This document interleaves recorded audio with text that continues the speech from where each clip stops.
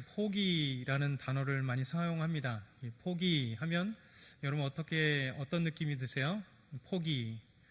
포기하면 이제 보통 이제 부정적인 그 의미들을 가지고 있습니다. 꿈을 포기하고 미래를 포기하고 삶을 포기해서 뭐 자살을 하고 취업을 포기하고 결혼을 포기하고 또 때로는 빚을 갚지 못해서 신체 포기 각서도 쓰기도 하는, 그래서 이런 포기라고 하는 단어를 사용하면 저희들이 항상 부정적인 그런 의미들을 담고 있습니다. 그러나 반대로 믿음으로 생각한다면 포기라고 하는 것은 더 나은 것을 위해서 하나님께 포기하는 것, 내려놓는 것, 그래서 하나님께서 더 채워주실 것을 바라면서 내 것을 내려놓는 것, 그걸 포기라고 믿음의 표현으로 사용할 수 있습니다. 대표적으로 히브리서 11장 24절부터 26절 보면 이렇게 말씀합니다. 믿음으로 모세는 장성하여 바로의 공주의 아들이라 칭함을 받기를 거절하고 도리어 하나님의 백성과 함께 고난받기를 잠시 죄악의 낙을 누리는 것보다 더 좋아하고 그리스도를 위하여 받는 수모를 애굽의 모든 보화보다 더 큰 재물로 여겼으니 이는 상 주심을 바라봄이라. 모세가 포기를 했습니다. 그 세 가지 표현하는데 첫 번째는 모세는 여호와를 믿는 것 때문에 바로의 공주라고 하는 칭하는 이 놀라운 어떻게 보면 권력이고 또 권리고 영광이라는 이 모든 지위를 포기를 했습니다. 두 번째는 하나님의 백성들과 함께 고난받는 것을 다 잠시 죄악의 낙을 누린 것보다 더 좋아서 그것을 포기했다라고 얘기합니다. 세 번째는 그리스도를 위하여서 수모를 받는 것이 더 큰 재물인 줄 알고 애굽의 모든 보화를 포기했다, 이렇게 말씀하고 있죠. 참 아름다운 모습 같아요. 모세가 포기할 수 있는 이유는 바로 하나님을 알기 때문에, 예수 그리스도를 때문에, 또 하나님의 백성들과 함께 살아가는 그 이유 때문에 자신의 영광스러운 이 왕자라고 하는 어마어마한 신분을 내려놓고 잠시 죄악으로 얼마든지 즐길 수 있는 것들을 내려놓을 수 있는 그런 것입니다. 사실 우리 믿음의 사람들에게 하나님은 종종 포기라고 하는 것을 딱 시험의 도구로 사용하세요. 여러분과 저에게 마찬가지입니다. 하나님이 포기라고 하는 것을 우리 삶 가운데 나타나게 하십니다. 사실 우리에게 있어서 가장 포기하기 힘든 것이 대표적으로 돈인 것 같아요. 갑자기 돈이 이제 팍 생겼다. 돈이 없으면 포기할 것도 없지만 돈이 갑자기 생겼다 생각해 보세요. 돈에 대해서 이제 고민하게 될 거잖아요. 이게 11조를 얼마큼 드려야 되나. 그렇죠? 왜냐하면 돈이 갑자기 생긴 게 계속 이렇게 쌓아놓지는 않잖아요. 그러니까 돈을 딱 갑자기 생기면 그것에 쓰임새가 생기기 시작합니다. 그러면 갈등이 생기는 거죠. 이것을 다 써도 사실 이 돈이 그대로 나가는데 이 돈을 하나님 앞에 11조를 드려야 될까. 그래서 100만 원을 받으면 10만 원을 드리는 거 조금 난데 1000만 원을 받으면 100만 원을 드리는 거 좀 생각해 보게 됩니다. 1억이 갑자기 생겼는데 하나님께 1000만 원을 11조를 드리고 또 감사함을 드린다. 고민하게 되는 거죠. 2억 3억이 생겼다라면 어떻게 될까. 더 나아가서 이제 부동산이 계속 올라가고 있는데 곰곰이 생각해 보셔야 돼요. 여러분, 집값이 올라가면 올라간 것은 불로소득이잖아요. 그 소득에 대한 하나님 앞에 11조를 드리는 건 마땅한 거죠. 근데 도대체 이 11조를 집을 팔아서 드려야 되는지 아니면 돈을 어떻게 마련해서 드려야 되는지 고민하기 시작을 합니다. 이렇게 돈이라고 하는 것이 우리 삶에 들어왔을 때 우리는 곰곰이 생각해 보고 하나님은 그때 우리의 믿음을 보기를 원하시는 거죠. 정말 하나님을 위하여 포기할 수 있는가? 그래서 예수님은 돈에 대해서 우리에게 이렇게 말씀하십니다. 마태복음 6장 24절 보면 한 사람이 두 주인을 섬기지 못할 것이니 혹 이를 미워하고 저를 사랑하거나 혹 이를 중히 여기고 저를 경히 여김이라. 너희가 하나님과 재물을 겸하여 섬기지 못하느니라. 그러니까 주의해야 돼요. 예수님 말씀하신 것은 돈과 하나님 이거냐 저거냐 라고 선택할 때에 라고 말씀하는 거예요. 우리 예수님은 돈이 필요 없다가 아닙니다. 돈을 사랑하거나 그러니까 돈을 사랑이라고 하는 표현을 잘 생각해 보세요. 돈이 자신의 가장 우선순위이고 가장 중심이 되고 돈이 최고다라고 하는 거예요. 그렇기 때문에 예수님보다 하나님보다 돈이 최고라고 하는 삶을 살아갈 경우 사랑한다는 겁니다. 하나님을 사랑하는 경우, 이 두 경우가 놓였을 때 무엇을 해야 되느냐? 이를 사랑한다면, 돈을 사랑한다면 나도 모르게 하나님을 사랑하는 것이 적어진다는 거예요. 하나님을 사랑하면 돈을 사랑하는 것이 적어져요. 왜? 나의 우선순위가 하나님이고 나를 내가 제일 사랑하는 것이 하나님이기 때문에 그 다음 모든 것은 그 다음이 되기 때문에 그렇습니다. 그래서 예수님은 너희가 하나님과 재물을 겸하여 섬길 수 없다라는 겁니다. 돈이 필요 없다가 아니라 겸하여 섬길 수 없다. 돈을 섬기는 만몬이 자신의 신이 될 수 있다는 것입니다. 저와 여러분에게 우리 주님 말씀하십니다. 우리 삶의 많은 것에 주님을 위하여, 하나님을 위하여 포기할 수 있는 것이 무엇인가? 우리의 재물, 우리의 권력, 우리의 chức위, 우리의 이성, 우리의 삶, 우리의 미래, 우리의 어떤 것 포기할 수 있는가? 주님 말씀하고 있는 것이죠. 하나님 우리에게 놀랍게 말씀하시는 것은 주님을 위해서, 그리스도를 위하여 포기할 때, 그러니까 주님이 더 좋습니다 라고 할 때 하나님은 그 포기, 믿음의 포기를 그냥 두지 않는다는 거예요. 하나님 반드시 정말 주님을 위하여 포기하고 주님을 위하여 내려놓을 때 하나님은 그 내려놓은 것보다 더 좋은 것을 우리에게 주시고 더 아름다운 은혜를 우리에게 주신다는 것입니다. 오늘 처음에는 첫 번째 이야기는 바로 포기라고 하는 단어로 생각해 봤습니다. 오늘 본문으로 다시 돌아와서 아브라함은 롯과 헤어짐을 포기로 여겼다는 것이죠. 여러분, 아브라함은 가나안 땅의 기근을 피해서 애굽으로 내려갔습니다. 이집트로 내려갔습니다. 이집트에서, 애굽에서 하나님의 크신 은혜를 경험했죠. 그리고 이집트의 왕 파라오는 아브라함에게 엄청난 재물을 안겨주었습니다. 그래서 이집트에 내려갔던 그가, 애굽에 내려갔던 그가 큰 재물을 가지고 올라왔습니다. 13장 2절 보면 이렇게 말씀하고 계세요. 아브라함에게 가축과 은과 금이 풍부하더라. 아브라함에게 아직 아브라함이라는 이름이 붙여지지 않았기에 아브라함에게 은과 금 그리고 가축이 풍부하였더라. 그들은 애굽에서 올라와서 네게브 지방, 네게브 이 광야 사막 지역을 지나서 이제 쭉 위로 올라와 베델과 아이 사이, 세겜에서 들렀던 베델과 아이 사이에 도착했습니다. 그리고 그곳에 제단을 쌓고 여호와의 이름을 불렀다라고 말씀하죠. 여호와의 이름을 불렀다, 하나님의 이름을 불렀다는 것은 곧 하나님께 예배를 드렸다는 겁니다. 제단을 쌓고 하나님의 이름을 불렀다, 곧 하나님께 예배를 드렸다라는 겁니다. 그러니까 아브라함의 삶을 자세히 보면 특별히 창세기 12장, 13장 계속 연결되는데 아브라함은 가는 곳마다 그곳에 제단을 쌓고 여호와의 이름을 부르고 하나님께 제단을 쌓았던 것을 보게 됩니다. 하나님이 아브라함을 부르시고 아브라함이 하란에서 가나안 땅에 도착했을 때 그 세겜에 들어갔는데 그 세겜에 모래 상수리 나무에 그 아래 제단을 쌓고 하나님의 이름을 불렀습니다. 그 제단을 쌓았습니다. 그러니까 하나님의 인도하심 받고 첫 번째 가나안 땅 세겜에 들었을 때 그것의 첫 번째 한 게 뭐냐면 하나님께 제단을 쌓았다. 곧 하나님께 예배를 드린 삶입니다. 12장 7절이죠. 또 아브라함은 세겜을 떠나 베델과 아이 사이 그곳에 하나님께 제단을 쌓고 동일하게 여호와의 이름을 불렀다. 12장 8절에 말씀합니다. 또 베델과 아이 사이에 내려가서 이제 헤브론에 도착했습니다. 그 헤브론에서도 마물의 상수리 나무의 아래서 또 제단을 쌓고 그곳에서 하나님께 예배를 올려드렸다. 아브라함을 통해서 우리에게 말씀하시는 것은 아브라함의 삶, 그 아브라함의 삶에 요약을 한다면 예배드리는 삶이다. 그러니까 아브라함이 가는 곳, 가는 장소에 마다 하나님께 제단을 쌓고 하나님께 예배를 드렸은 것이죠. 우리 하나님께서 우리에게도 이러한 삶의 요구를 하십니다. 로마서 12장 1절에 보면 이렇게 말씀하세요.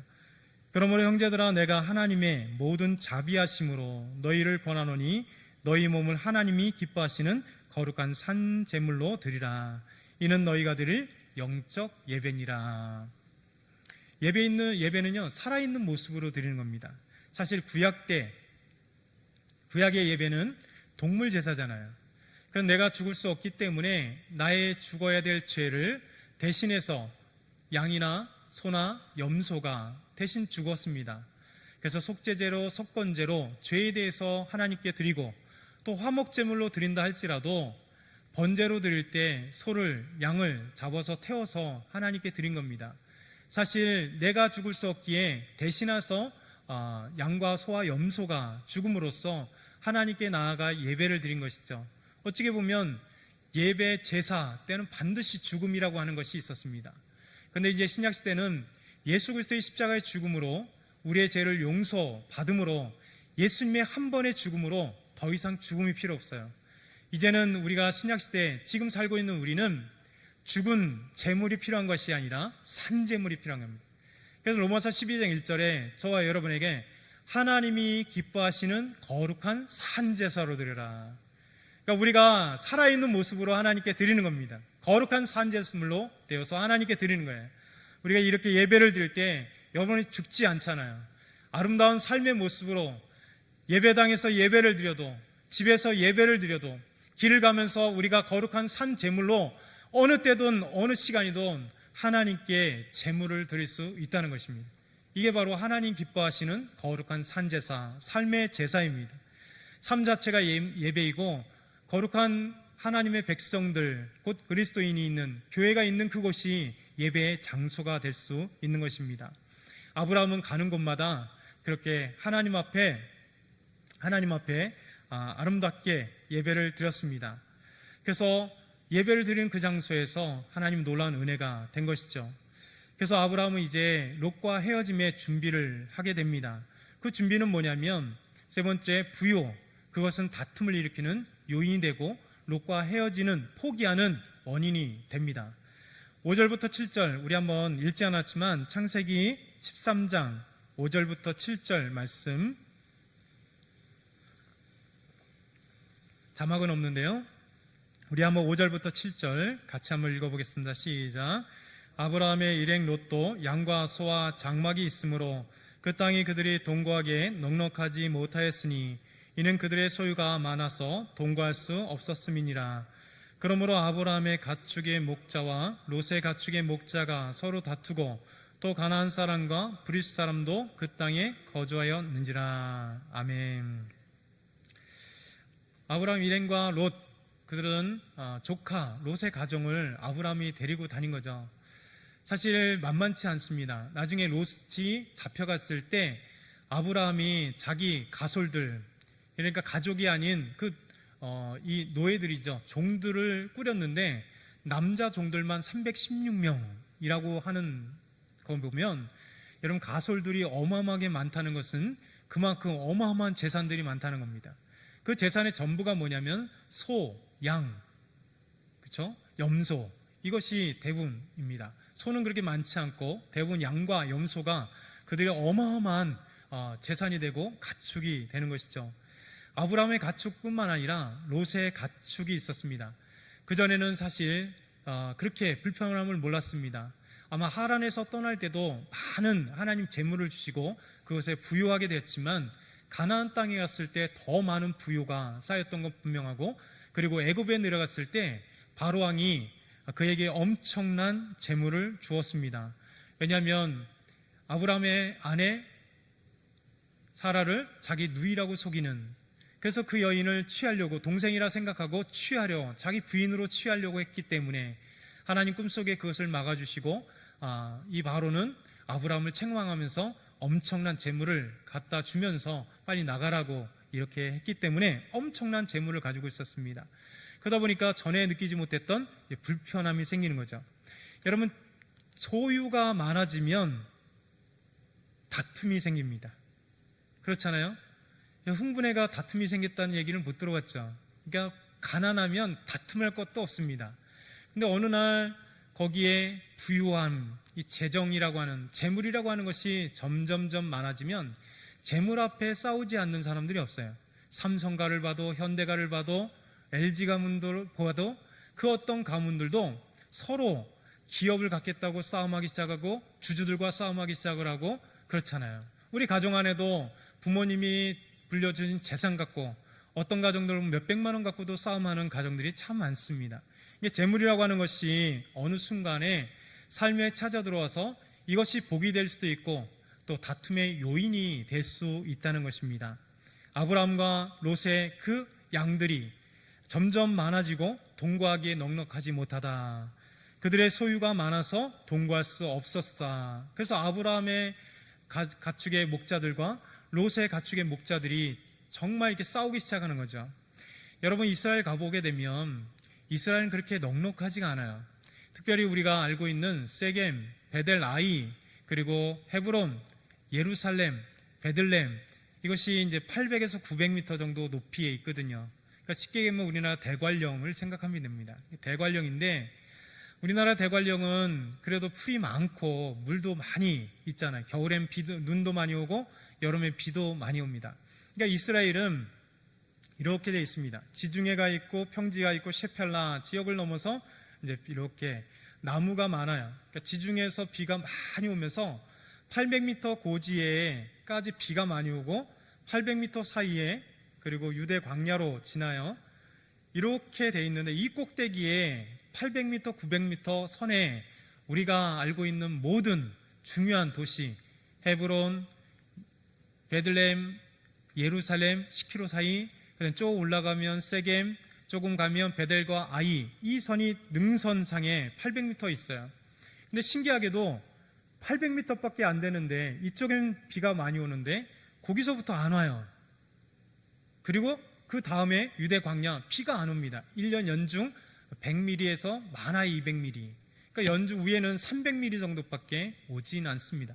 그러니 풀이 그렇게 자라진 않아요. 이스라엘 땅에는 그렇게 산지 800m밖에 안 되는데 이스라엘은 건기와 우기로만 나뉩니다. 10월 달부터 3월까지 우기, 비가 내려요. 나머지 때는 비가 한 방울도 안 옵니다. 그러니까 산에 있는 모든 것들이 유대 광야에는 비가 안 오므로 건기 때는 바짝 말라요. 아주 바짝 마릅니다. 그러니 양들과 염소가 푸른 풀을 건기에 먹을 수가 없습니다. 다 말라있는 풀, 아주 바짝바짝 말라있는 풀을 유대 광야에서 뜯어먹는 거예요. 그러니 여러분, 이 양과 염소가 살기가 얼마나 힘들어요. 그러니까 위에도 마찬가지로 우기 때는 푸른 풀이 있지만 건기 때는 참 어려워요. 제가 세겜도 여러 번 가봤고 베델 아이도 여러 번 가봤고 헤브론도 여러 번 가봤습니다.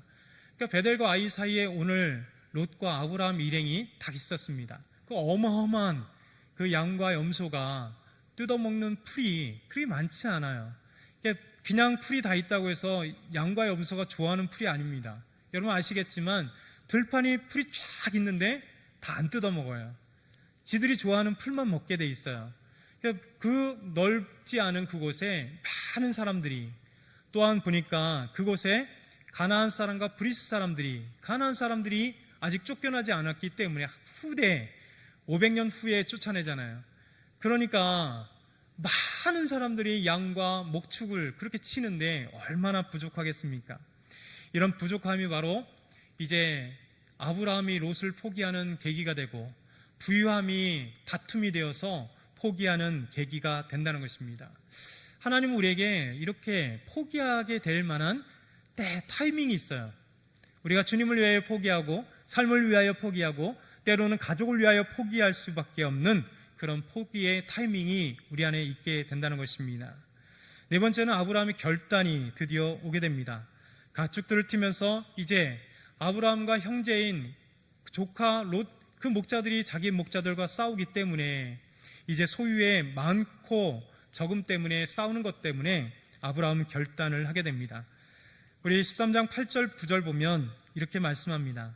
아브라함이 롯에게 이르되 우리는 한 친족이라 나나 너나 내 목자나 내 목자나 서로 다투게 하지 말자. 내 앞에 온 땅이 있지 아니하냐. 나를 떠나가라. 내가 좌하면 나는 우하고 내가 우하면 나는 좌하리라. 여러분, 사람은 사실 있으면 있을수록 더 있기를 원해요. 그렇죠?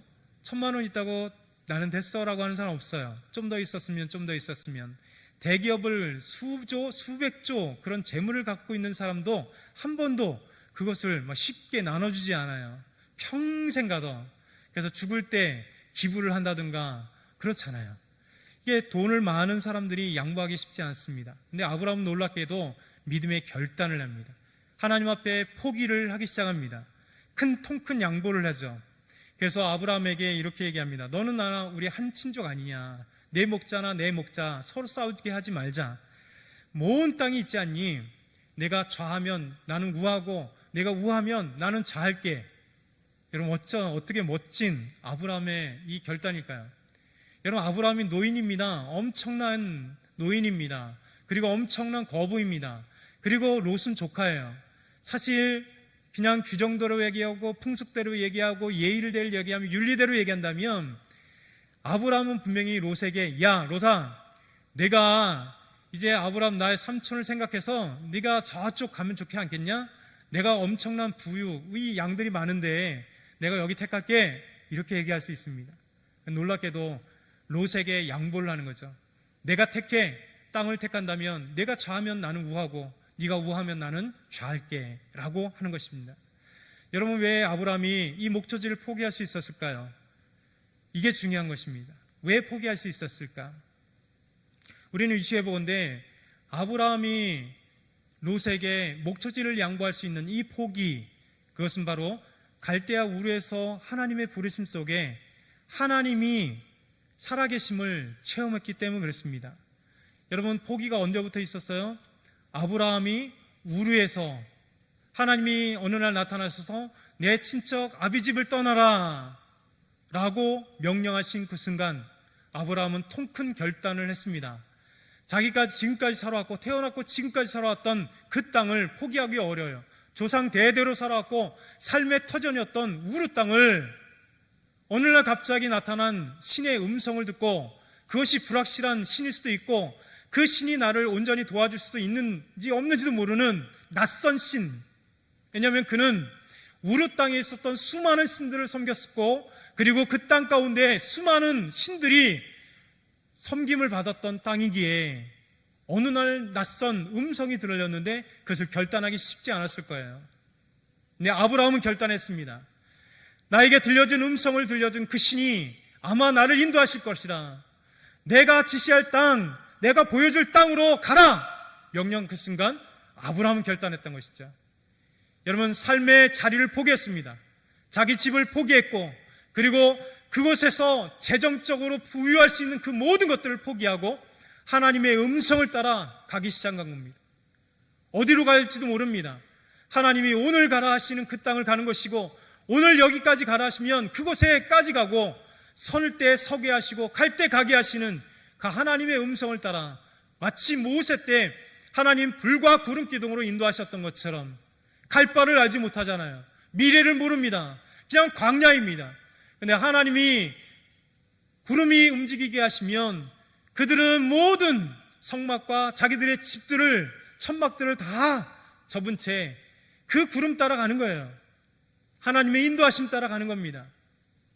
이것이 믿음의 사람들 그리스도인의 삶의 모습이에요. 우리가 사실 참 살기 어렵습니다. 그렇게 살기 어렵잖아요.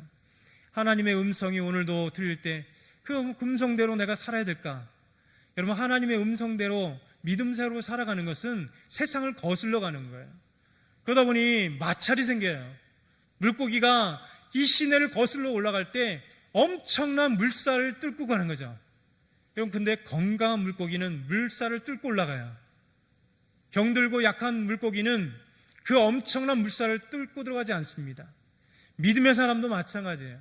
우리에게 참된 믿음을 갖고 있고 강렬한 성령의 역사가 있고 믿음으로 나아가는 사람들은 강렬한 세상의 부딪힘 속에서도 올라간다는 거예요. 그렇잖아요. 왜 올라갑니까? 목표가 분명하기 때문에 올라가요. 여러분 지하철을 타신 적 있죠? 여러분 지하철을 탈 때 여러분 사람들이 갑자기 지하철 타기 막 쏟아져 내려올 때 나는 지하철을 내려서 올라갈 때 생각해 보세요. 내려서 올라가는 사람이 적을 때 내려오는 사람 많은데 여러분 왜 올라갑니까? 나는 올라가야 되기 때문에 방향성이 분명하기 때문에 그래요. 믿음의 사람들은 분명한 방향성과 분명한 비전이 있기 때문에 세상이 거칠어도 세상에 조류가 몰려와도 세상에 악이 몰려와도 세상의 사상과 모든 것들이 나와 다르고 내가 힘들어도 그것을 뚫고 올라가는 겁니다. 여러분, 이것이 믿음의 사람들이에요. 하나님의 음성을 따라가는 건 쉽지 않습니다. 광야를 거쳐 메소포타미아를 그 엄청난 그 길을 거쳐 하란까지 갔어요. 하란인가 그것이 종착역인가 생각했더니 어느 날 그것에 엄청난 부유에 이뤘음에도 불구하고 75세에 하나님이 하란에서 떠나가라 말씀하시는 거예요. 이게 쉽지 않잖아요.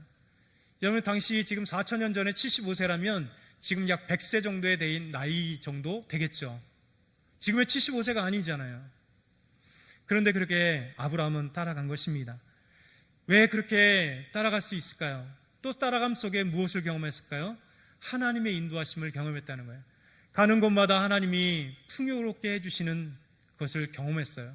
하란에 도착했을 때 하나님이 하란에서 복을 주심으로 그의 엄청난 재물을 누리게 하시고, 하나님께서 헤브론까지 세겜에 가고 베델에 가고 헤브론까지 내려갈 때마다 하나님께 제단을 쌓고 예배를 드리는 그 순간 하나님은 보여주시고 하나님이 약속하십니다. 이 땅을 내게 주리라.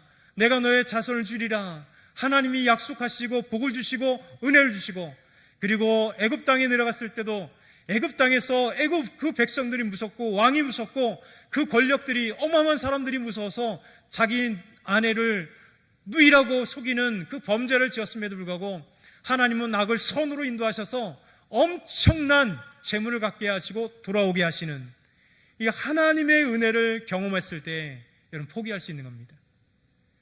여러분과 제가 하나님을 만나지 못하면 절대 하나님을 위해서 포기할 수 없어요. 옹졸한 돈 얼마 갖고 불불 떱니다. 하나님께 예물을 드리지 못해요. 11조를 둘둘 떨어서 드리지 못합니다. 감사함을 드리지 못합니다. 내 몸을 하나님께 헌신하지 못해요.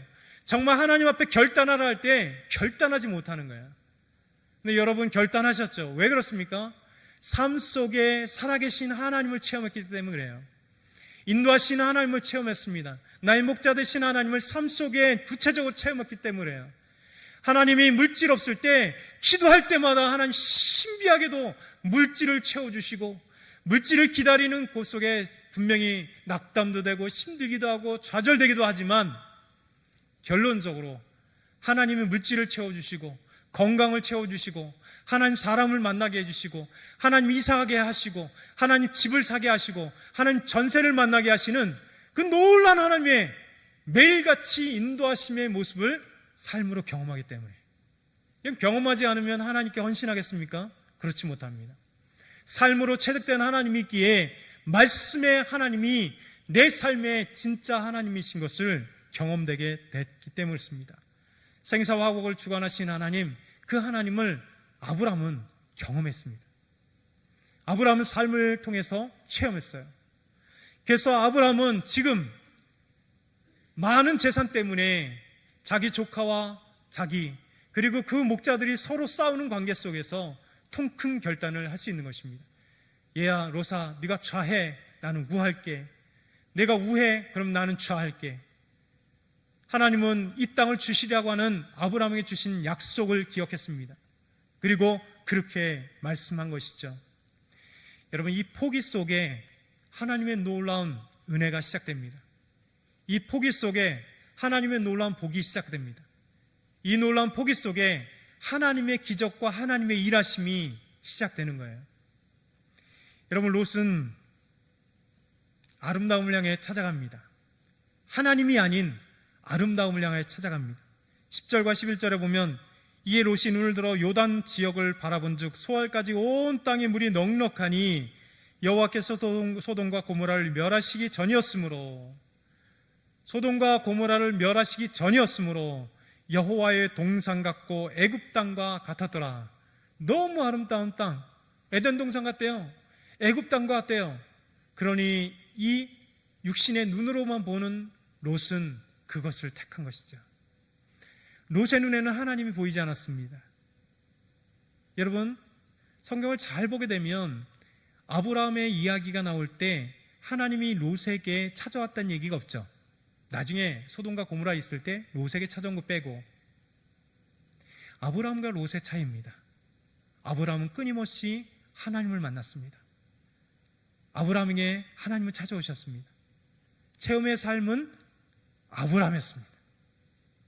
롯은 그러니 중요한 선택의 기로에서 하나님을 보지 못하고 요단 온 들을 보고 소단과 고무라 땅까지 보면서, 소알 땅까지 보면서 그 아름다운 목초지만 생각하고, 야, 우리 양이 여기서 얼마나 신나게 풀을 뜯을까, 얼마나 내 재산이 증식될까, 이것만 생각했다는 거예요.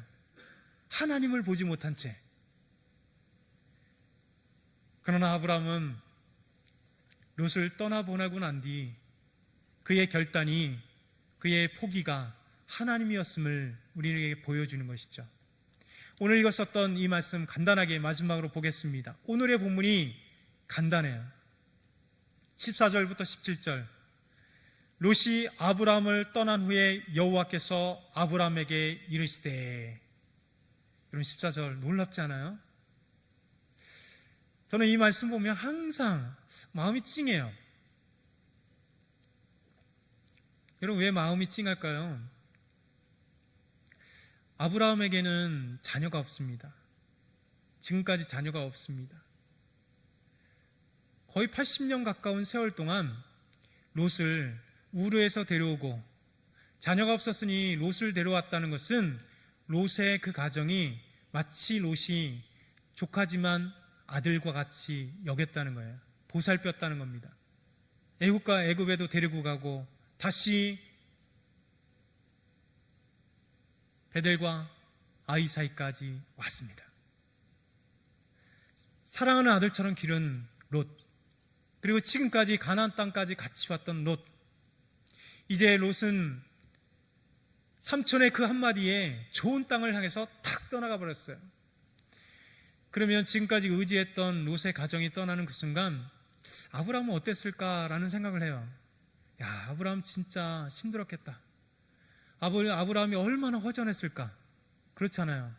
지금까지 자식처럼 그렇게 함께 했었던 롯의 가정이 착 빠져나가는 그 순간, 든 자리는 표시 안 나도 나간 자리는 표시가 난다 그러잖아요. 지금까지 함께 했었던 그 롯의 가정이 좋은 땅을 가지고 그의 종들과 함께 싹 빠져나갔습니다. 롯이 아브라함을 떠난 후에 혼자 남겨진 그때, 비록 아내도 있고 종들은 있었지만 진짜 그는 혼자 있을 것 같아요. 그때, 아무것도 없는 그때, 포기를 했었던 그때 하나님이 찾아오셨다는 거예요. 여러분 삶 가운데 이럴 때 하나님 찾아오십니다. 내 삶에 가장 없다고 생각할 때, 모든 것을 포기해서 이제는 아무것도 없다고 생각할 때, 하나님 어떻게 해야 될 바를 알지 못할 때 하나님은 찾아오세요. 하나님은 우리에게 포기라고 하는 그 순간 하나님 우리의 믿음을 확인하시고, 하나님이 나를 모든 것을 다 이제 다 내려놓은 채, 그랬을 때 하나님은 찾아오십니다. 그러면서 뭐라고 말씀하시냐면, 너는 눈을 들어 북쪽과 남쪽과 동쪽과 서쪽을 바라보라. 옛날 개혁성경은 동서남북을 바라보라. 더 깔끔하잖아요. 근데 히브리어는 동쪽과 서쪽과 동쪽과 남쪽과 베베베베 그리고 이렇게 써있기 때문에 이 번역이 정확해요. 그래서 동쪽과 동서남북을 바라보래요. 여러분 이게 얼마나 멋진 비전이에요. 하나님은 절망하고 있을 때, 아무것도 없다고 생각했을 때, 포기했을 때, 허했을 때 하나님은 새로운 비전을 우리에게 허락하십니다. 우리가 정말 하나님께 빚어받을 때는요, 우리가 승승장구할 때가 아닙니다. 우리가 돈 많이 벌 때가 아니에요. 우리가 정말 직장에서 막 승진해가지고 모든 것을 다 이룰 때, 우리 교환에 막 사람들이 늘어나서 막 다 될 것 같이 있을 때, 그럴 때가 아닙니다. 실제로는요, 우리가 다 내려놓고 우리가 할 수 없다라고 고백할 때 하나님은 일하시기 시작합니다. 우리에게 비전을 보여주기 시작해요. 우리의 믿음을 확인하고 난 뒤에 동서남북을 바라보라는 겁니다. 우리는 바라보지 못하고 무엇을 바라봤어요? 땅을 바라보고 있는 거예요. 아브라함은 땅을 바라보고 있는 겁니다. 이제 좋은 땅을 다 롯이 차지했잖아요. 우리는 어디로 가지? 어떤 땅을 차지할지? 보여지는 땅은 다 별 볼 일 없는 땅인데요. 눅눅한 땅이잖아요. 메마른 곡초, 그 곡초지만 있는 땅이잖아요. 근데 하나님은 그때 그 곡초지가 있는 그곳을 바라보라는 겁니다. 롯이 좋은 땅을 차지했을지 몰라도 나머지 동서남북을 바라보라는 거예요. 이게 하나님의 비전입니다. 저와 여러분에게 주시는 비전이에요. 여러분, 우리는 동서남북을 바라봐야 돼요. 바라보는 비전이 있어야 돼요. 비전의 사람들은 꿈을 꾸는 사람들이에요. 비전을 있는 사람들은 내가 돈이 있던 없던 그게 중요한 게 아니라 하나님 앞에 꿈을 갖는 거죠. 동쪽을 보고 서쪽을 보고 남쪽을 보고 북쪽을 볼 수 있는 그런 믿음의 눈이 있어야 되는 거죠. 그리고 그것을 향하여 보는 겁니다. 여러분, 꿈을 가졌다고 해서 보지 않으면 그 비전이 이루어지지 못해요. 하나님은 동서남북을 바라보라고 말씀합니다. 그래서 뭐라고 얘기하냐면 보이는 땅을 내가 너와 내 자손에게 주리니 영원히 주리라. 그냥 주는 게 아니라 영원히 주리라. 여러분, 벌써 창세기 12장 1절부터 하나님이 약속의 땅을 주셨어요. 계속해서 주세요. 이후에도 계속 말씀하세요. 하나님은 비전을 주시되 한 번으로 끝나지 않습니다. 우리가 연약하기 때문에 또 들어서 돈서남을 봐라, 하늘을 봐, 땅을 봐, 바닷가의 모래를 봐, 내가 그만큼 너의 자손을 줄 거야 라고 아브라함에게 얼마나 계속해서 말씀하세요. 이삭에게 또 말씀하시고 요셉에게도 말씀하시고 야곱에게도 말씀하시잖아요. 하나님은 그런 하나님입니다. 우리 하나님 그런 하나님이에요. 계속해서 비전을 바라보게 만드시고 주겠다 약속을 하세요. 우리의 연약함을 아시기 때문에. 여러분, 동서남북을 바라볼 때 보이는 땅이 좋지 않다고 말씀드렸잖아요. 바라보는 것은 내 눈이죠. 내 하나님 플러스 나의 바라봄, 나의 행함과 플러스 하나님의 믿음, 기적. 기적의 법칙은 믿음과 행함입니다. 믿음만 가지고 있다고 절대 기적이 일어나지 않습니다. 그 믿음을 내 삶 속에 실천하는 것, 믿음을 적극적으로 바라보는 거예요. 여러분, 히브리서 11장 1절 2절 말씀에 믿음은 바라보는 것들의 실상에 보이지 못하는 것들의 증거니 선진들이 이로써 증거를 받았다. 우리의 믿음의 선진들이 믿음을 가지고 있으면 달려간다는 거예요. 믿음대로 될지어다 명령하시잖아요. 예수님 말씀하십니다. 만일 너희에게 믿음이 겨자씨 한 날만큼만 있어도 이 산을 들려 저기에 던지라면 옮겨질 것이다. 여러분, 빌립보서 4장 6절 7절 말씀합니다. 아무것도 염려하지 말고, 우리 염려한다는 거잖아요. 아무것도 염려하지 말고 다만 모든 일에 기도와 간구로, 기도와 간구 안 한다는 거잖아요. 기도와 간구로 너희 구할 것을 감사함으로, 감사하지 않는다는 거잖아요. 그러니까 두려워하는 우리에게, 기도하지 않는 우리에게, 감사하지 않는 우리에게 너희들은 아무것도 염려하지 말고 다만 모든 일에 기도와 간구로 너희 구할 것을 감사함으로 하나님께 구하라. 그리하면 모든 지각에 뛰어난 하나님의 은혜와 평강이 너희의 생각을 주관하시고 인도하시리고 지켜주시라 말씀하는 거죠. 이게 바로 믿음의 기적입니다. 믿음의 법칙입니다. 믿음과 행함, 동서남북을 바라보라 말씀하십니다. 아브라함이 말씀하십니다. 뭐라고 말씀하시니까 오늘요, 계속해서 너는 일어나 그 땅을 종과 행으로 두루 다녀보라. 이런 봤으면 그걸 끝나야 될까요? 아니요. 비전이 있었으면 행함이 있어야 됩니다. 학생들에게 공부가 필요하고 우리에겐 도전이 필요합니다. 여러분, 종과 행으로 다녀보라는 겁니다. 그 다니는 그곳에 그 땅을 주겠다는 거예요. 여러분, 10발자국 걸으면 10발자국의 비전을 주실 거예요. 1000m를 걸으면 1000m의 비전을, 그 땅을 주실 거예요. 1km를 걸으면 1km의 땅을 우리에게 주신 거예요. 여러분, 믿음은 넓이와 관계에 있습니다. 우리가 크게 믿고 크게 하나님 앞에 헌신하고 그 말씀대로 가면 차지하는 거죠. 여러분, 갈렙이 그렇지 않습니까? 여호수아 14장 10절에서 12절 여호수아에게 와서 얘기합니다. 내가 45년 동안 여호와의 말씀대로 나를 생존하게 하셨나이다. 내가 오늘 85세로 돼. 모세가 나를 보내던 날과 같이 오늘날 내가 여전히 강건하니 내 힘이 그때나 지금이나 같아서 싸움이나 출입을 감당할 수 있습니다. 이 갈렙의 멋진 고백 아니겠어요? 갈렙이 85세입니다. 그럼 지금으로도 연세 있으신 거잖아요. 85세가 돼갖고 헤브론을, 그 산지를 나에게 달라고, 내가 차지할 수 있겠다고 감히 얘기할 수 있는 사람이 얼마나 되겠습니까? 여러분, 80대가 되면 꿈을 다 놉니다. 하나님 부르실 때를 가장 소망이 뭐예요? 아프지 않고 건강하게, 그리고 잠자면서 하나님 부르심 받는 게 최고의 꿈이 아니겠습니까? 비전이 아니겠습니까? 근데 갈렙은 그 땅을 내게 주셔서 모세에게 나에게 허락하신 것, 이제 85세지만 아직도 그때나 지금이나 강건하니 내가 그 땅을 차지할 수 있습니다. 그날에 여호와께서 말씀하신 이 산지를 내게 주소서. 당신도 그날에 들으셨거니와 그곳에는 아낙 사람이 있어요. 장대한 아낙 사람이. 그 성읍들은 크고 견고할지라도 여호와께서 나와 함께 하시면 내가 여호와께서 말씀하신 대로 그들을 쫓으리이다. 이게 믿음이죠. 우리는 착각이기를 하나님께서 주시면, 하나님 믿음 주시면, 하나님께서 복 주시면 그냥 내가 할 것 상관없이 다 주실 거라 생각합니다. 착각입니다. 하나님은 우리와 함께 일하시길 원하세요. 하나님은 우리와 함께 기적을 베푸시길 원하세요. 하나님은 우리와 함께 믿음의 사람과 동서남북을 바라는 비전을 품기를 원하시고 그 땅을 종과 행으로 걷길 원하시고, 하나님은 비전을 향하여 이 산지를 내게 주소서라고 하는 갈렙의 그 믿음과 함께 그거는 아낙 사람들이 있고 거대한 장대한 그리고 견고한 성읍이 있을지라도 내가 올라가서 차지하겠습니다. 이런 결단과 행함이 있을 때 우리 주님은 역사하세요. 저와 여러분이 오늘 말씀을 기억했으면 좋겠습니다. 하나님은 동서남북을 바라보길 원하십니다. 믿음으로 꿈꾸길 원하십니다. 포기할 때 하나님은 그 포기 속에 일하기 시작합니다. 저와 여러분이 아브라함 같이 하나님께 나아가기를 축원합니다. 하나님 아버지 감사합니다. 오늘도 하나님